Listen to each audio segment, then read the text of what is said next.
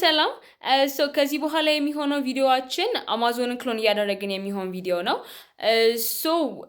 ለመጀመሪያ ያክል ዳውንሎድ ማድረግ ያለባችሁን ኤክስቴንሽኖች ልንገራችሁ። በመጀመሪያ ይሄ ኤክስቴንሽን ኢሜጅ አሲስታንት ጥቅሙ ምንድነው? ላይክ እዛ ከአማዞን ዌብሳይት ኤግዛክት ፒክቸሮችን ዳውንሎድ ለማድረግ ይጠቅመናል። ላይክ ራሱን ስለሆነ ክሎን የምናደርገው ይሄንን ዌብሳይት ግዴታ መጠቀም አለብን።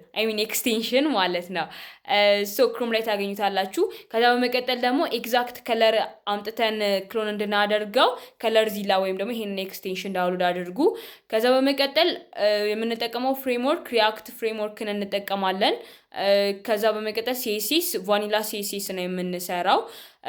እኔም አሁን ላይ ገና እየሰራሁበት ነው፣ ግን በቃ አብረን እየሰራ ነው እንሄዳለን ማለት ነው። ኤቭሪቲንግ ስቴይ ቲዩንድ።